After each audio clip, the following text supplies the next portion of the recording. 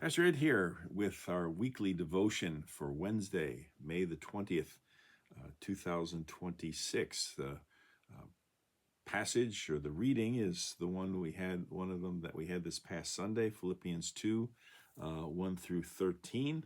I'm going to say a little bit more than I was able to share in the sermon. My sermon was all about downward mobility. I'll say more about that in a second. But basically, Paul starts out at the beginning of chapter 2 about the need or the desire, I guess you'd say, for Christians to imitate Christ's humility.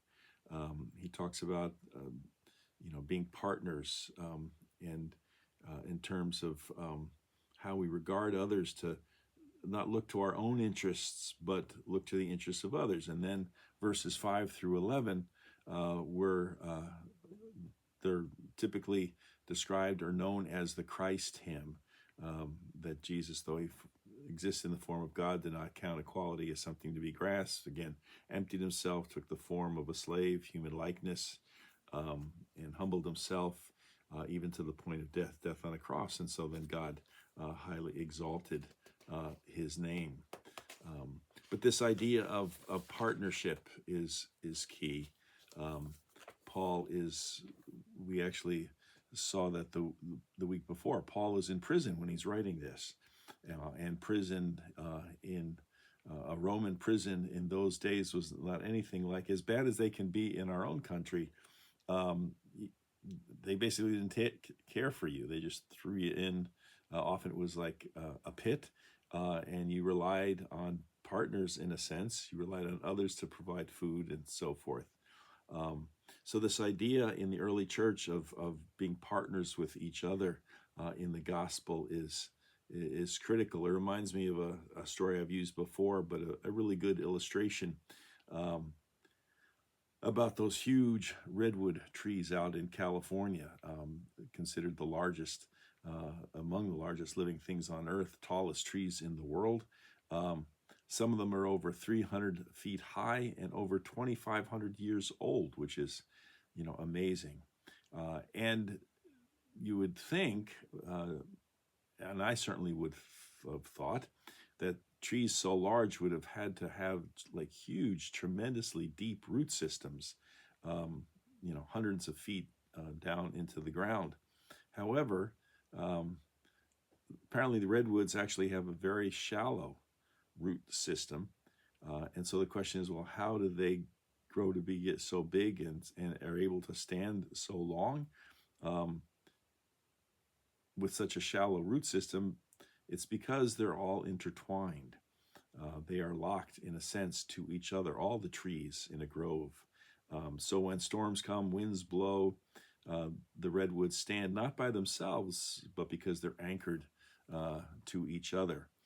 They don't stand alone, but they support and protect each other. And that's the idea many have used, to think about the church.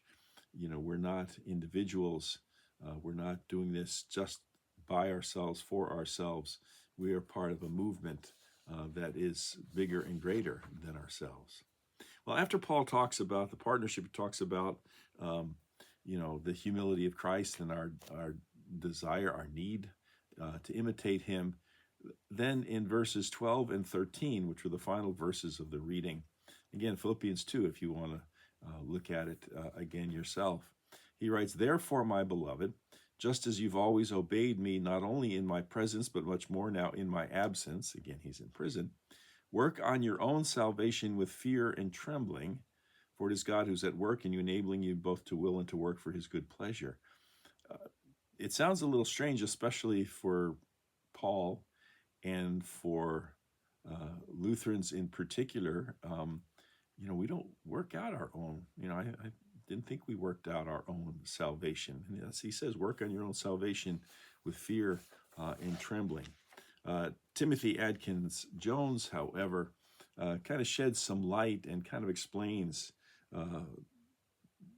what Paul is referring to and is meaning here. Adkins Jones writes, our lives in community should reflect the gift of salvation, of course. Working out our salvation with fear and trembling is ultimately a description the life of faith, forging something new that respects the cost of Christ's sacrifice.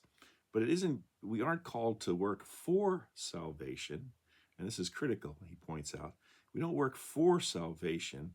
We are called to work because of salvation. Um, the command is a response to grace instead of a condition for receiving it. So we are justified by grace through faith. We're saved through faith in Jesus Christ. Okay, but now what are we going to do about it? It's not enough to say, oh yeah, I'm forgiven and I have the promise of eternal life. But what does that mean for living my life for the rest of the years that I have on this earth? And that's what Paul is getting at here when he talks about working out your salvation, working on your salvation. The salvation, you're not working for the salvation. The salvation is the gift. But now what are you going to do with the gift? How are you going to respond to the gift? Adkins Jones goes on to say, like a blacksmith steadily banging metal into predetermined form, we are to gradually develop our discipleship.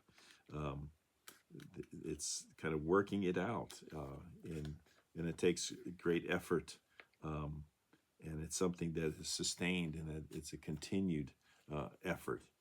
In other words, what he's saying here is that the Christian life is not a single decision. And sometimes Christians, not so much Lutherans, but other Christians, maybe more so, think about the Christian life as the single decision. I made my, some people can even point to the day and the hour and the year and whatever when they accepted Christ into their hearts. What Paul is talking about here, and I think Luther would agree, is that it's the Christian life is not a single decision that we make, but an ongoing practice, an ongoing developing part of our lives. And so it's not just claiming our faith, but then trying to live it out.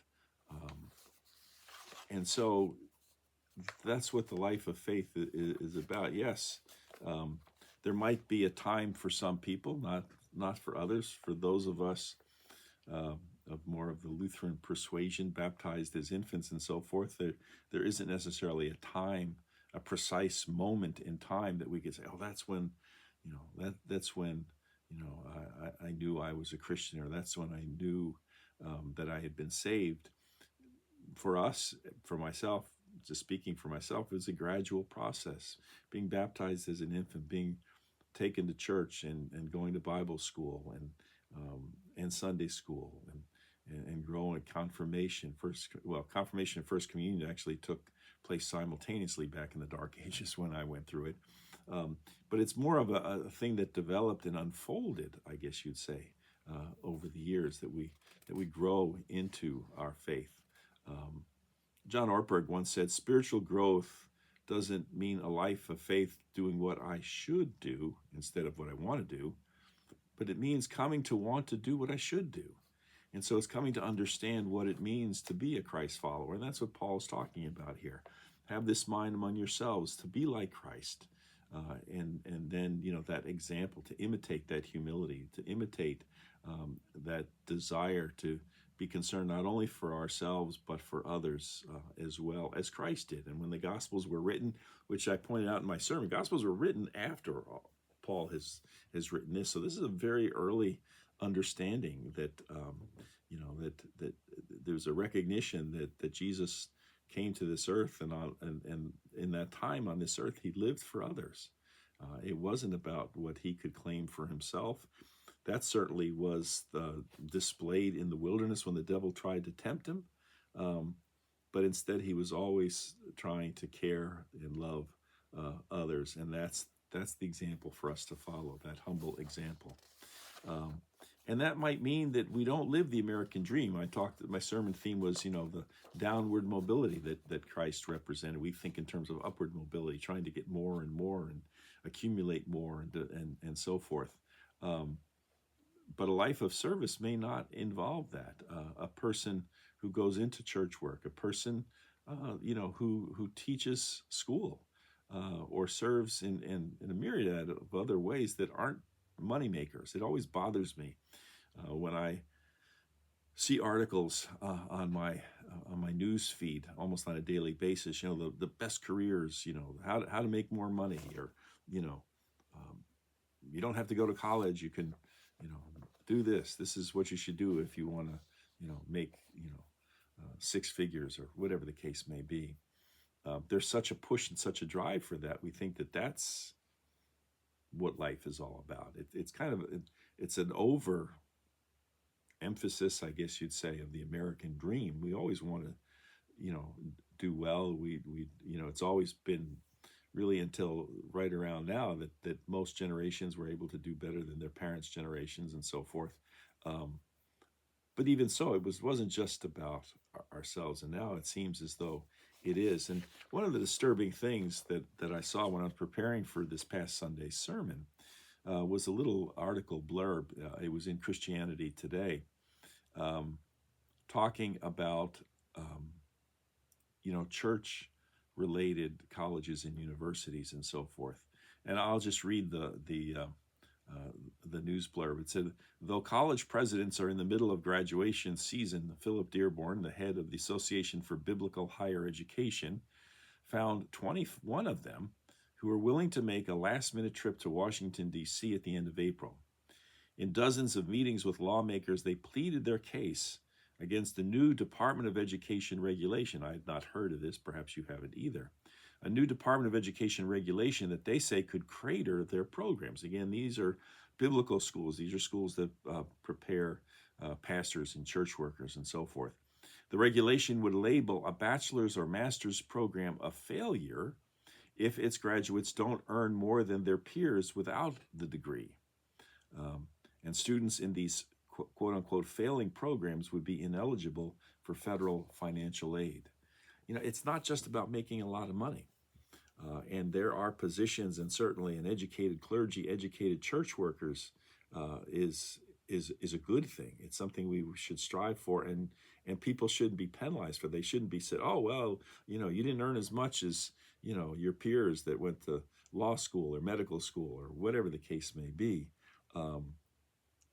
That would be a terrible thing.